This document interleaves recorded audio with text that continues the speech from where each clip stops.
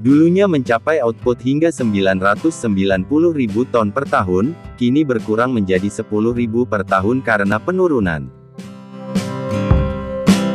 pasokan alam. Outputnya menurun, namun permintaan meroket mencapai 500.000 ton per tahun. Meskipun bisa disebut sebagai perwujudan ketahanan siap menghadapi tantangan. Menghadapi kondisi yang sulit, jumlah individu menurun dengan cepat. Melihat hal ini, pemerintah China berpikir keras bagaimana dapat mengembalikan situasi ini. Sekarang mari kita cari tahu apa saja yang mereka lakukan untuk mengatasi hal ini. Ikuti saya dalam perjalanan untuk menjelajahi bagaimana peternakan China membiarkan spesies ini. Karakter utama kita saat ini adalah belut, nama yang menarik di dunia kuliner terkenal dengan bagian luarnya yang renyah dan daging bagian dalamnya yang empuk. Walaupun 99,9% sidat China yang beredar di pasaran berasal dari peternakan, proses produksinya masih harus dimulai dari remaja, sidat yang ditangkap di alam liar. Siklus reproduksi spesies ini sangat kompleks, namun untuk mengatasi masalah, pemerintah China melalui para ahli peternakan telah mengembangkan metode untuk beternak sidat dari telur.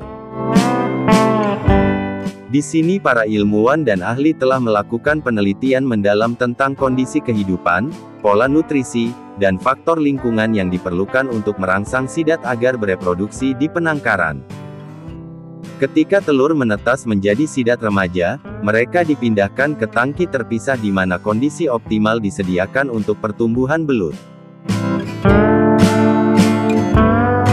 Mereka yang omnivora sehingga makanan mereka biasanya mencakup tepung ikan, kedelai, gandum, dan minyak ikan yang dirancang khusus untuk mendukung pertumbuhan sidat.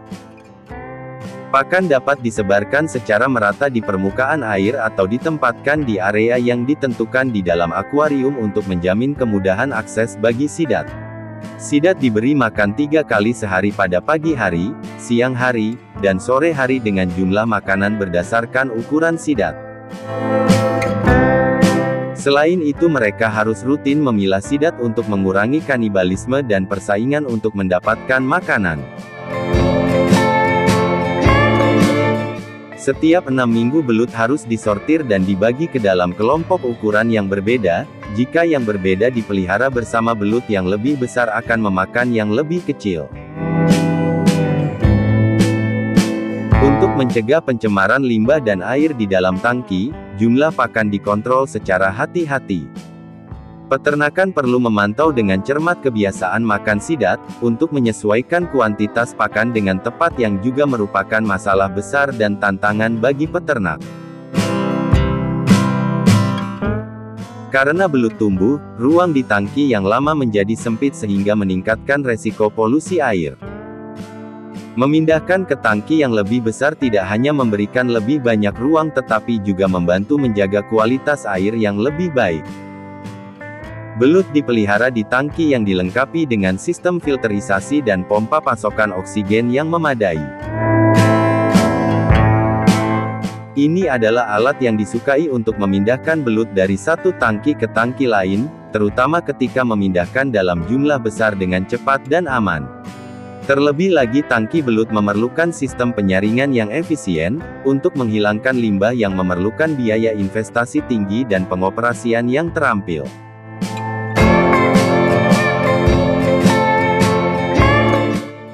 Setelah 6 hingga 12 bulan perawatan, belut sudah cukup dewasa untuk dijual di pasar. Pemanenan belut bisa menjadi hal yang rumit karena sangat licin dan mudah terlepas dari tangan. Oleh karena itu pada saat panen, mereka mengalirkan air dari tangki dan kemudian menggunakan alat khusus untuk menangkap belut. Setelah menerima belut dari peternakan, staf pabrik akan melakukan inspeksi untuk memastikan tidak ada tanda-tanda penyakit atau cedera pada belut. Belut biasanya disortir berdasarkan ukuran dan berat. Proses ini biasanya dilakukan secara manual. Setelah disortir, belut dicuci bersih untuk menghilangkan lumpur dan sisa kotoran dari peternakan. Proses pencucian ini biasanya dilakukan dengan air dingin untuk menjaga sidat tetap segar dan meminimalkan stres. Sidat yang lebih kecil dan ringan biasanya dipisahkan untuk budidaya lebih lanjut atau diolah menjadi produk lain. Jika sidak tidak segera diolah setelah disortir maka disimpan dalam tangki air. Suhu penyimpanan perlu dijaga pada tingkat optimal untuk mencegah belut mati atau kehilangan kualitas saat penyimpanan. Area pengolahan, proses pengeluaran isi diawali dengan membuat sayatan di sepanjang perut belut. Sayatan dilakukan mulai dari perut bagian bawah hingga kepala mengikuti panjang tubuh belut dan organ dalam dikeluarkan. Di sini belut ditempatkan pada konveyor pemanggang otomatis, di mana kedua sisinya dipanggang secara merata. Belut panggang adalah hidangan terkenal dalam masakan China, di mana belut dipanggang dan direndam dengan saus spesies. Bagian paling istimewa dari prosesnya adalah belut direndam secara menyeluruh dengan saus khusus. Marinasi bisa memakan waktu beberapa jam untuk memastikan belut menyerap rasa secara merata. Proses pemanggangan ini dilakukan dalam beberapa tahap termasuk pembakaran awal dan pemasakan akhir untuk memastikan belut memiliki bagian luar yang renyah dan bagian dalam yang empuk. Di sini belut disegel secara vakum dan disimpan di cold storage dengan suhu yang sesuai sebelum didistribusikan ke pasar. Namun selain digunakan untuk memanggang, belut segar juga digemari dan dimanfaatkan untuk berbagai keperluan kuliner lainnya. Produk belut setelah dikemas, perlu disimpan di cold storage untuk menjaga kesegaran dan kualitasnya. Setelah belut dikemas ke dalam wadah dan diangkut ke restoran, toko atau tempat distribusi lainnya.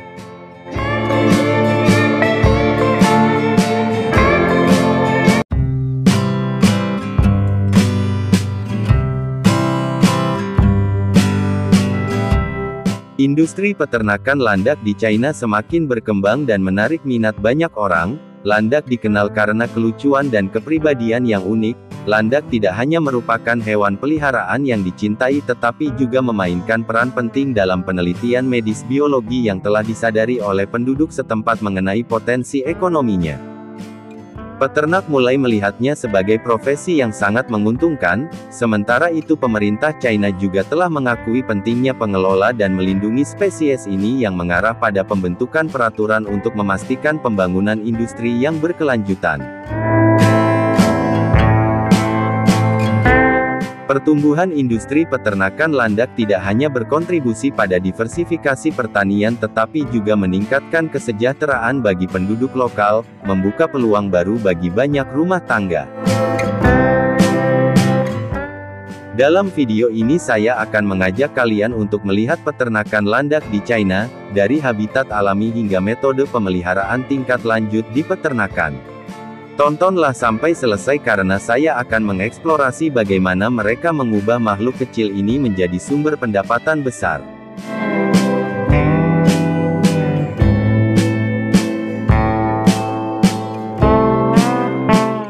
Peternakan landak ini telah berkembang menjadi model bisnis dengan potensi besar menyediakan sumber daging. Untuk fasilitas pengolahan, para petani sering memilih untuk beternak landak karena kapasitas reproduksinya yang tinggi, biaya pakan yang rendah dan persyaratan perawatan khusus yang minimal, sehingga menghasilkan efisiensi ekonomi yang tinggi.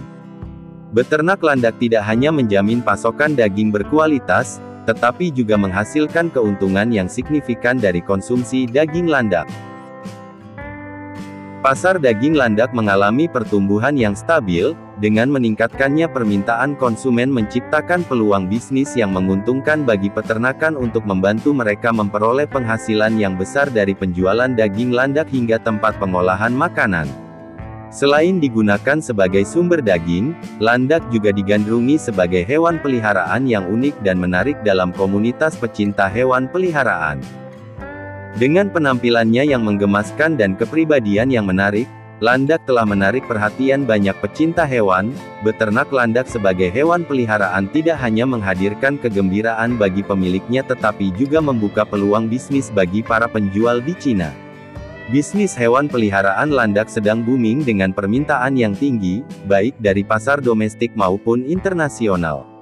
Para pengusaha dengan cepat memanfaatkan kesempatan ini untuk mendirikan peternakan landak yang profesional.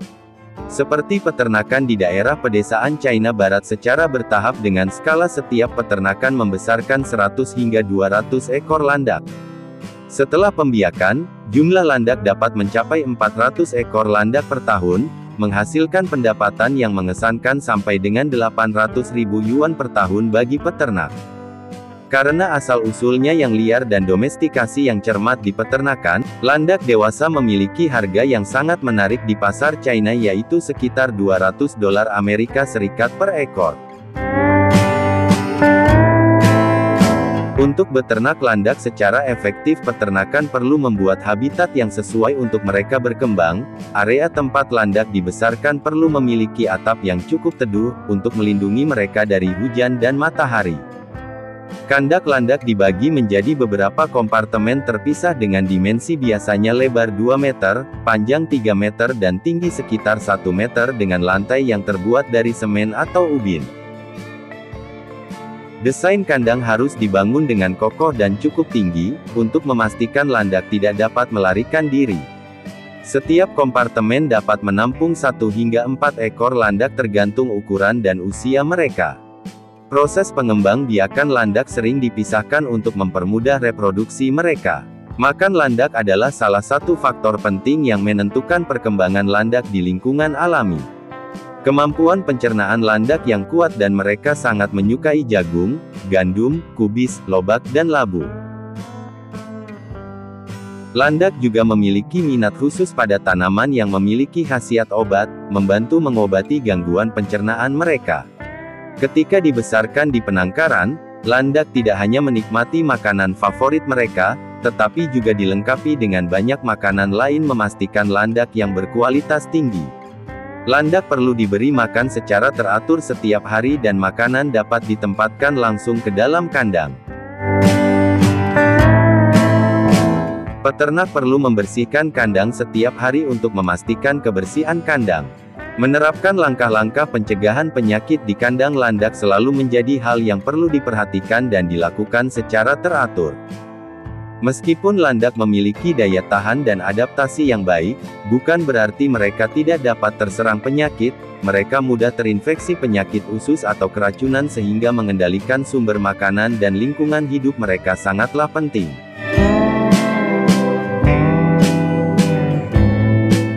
Menurut para peternak, beternak landak lebih mudah daripada beternak sapi, babi, atau unggas, karena mereka memiliki toleransi yang baik, keperluan pakan yang rendah dan waktu beternak yang singkat.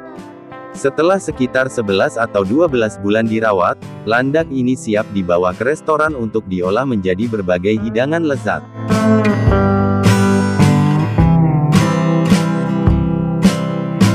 Setiap tahun orang China membunuh landak untuk memanfaatkan bulu dan bagian dagingnya untuk keperluan pengobatan.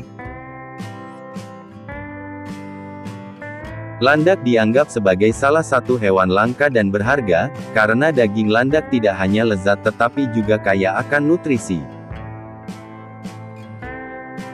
Landak sering disajikan di restoran kelas atas atau menjadi hidangan populer dan makanan keluarga, dengan berbagai metode penyajian. Landak tidak hanya menjadi hidangan populer tetapi juga simbol kuliner unik di Provinsi Guangdong, Hunan dan Shanghai.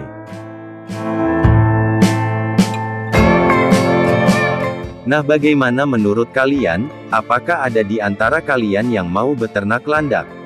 Dan siapa yang sudah pernah mencicipi olahan daging landak?